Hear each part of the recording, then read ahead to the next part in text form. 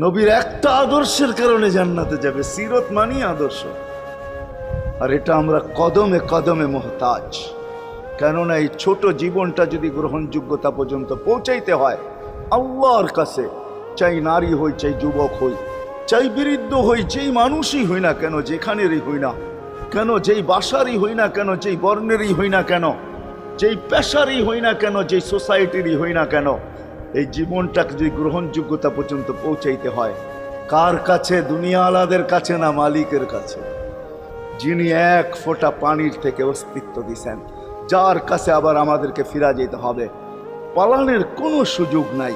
এই জন্যই কোরআন আমাদেরকে বোঝায় আইনাল মাফার। আল্লাহ বলতেছে কোথায় ভাগবে তুমি, বলো কোথায় ভাগবে? কবির কথাই সত্য, যদিও নাকি পালাও তুমি আকাশেতে লাগিয়ে সিঁড়ি, সিঁড়ি লাগাও যদি আকাশ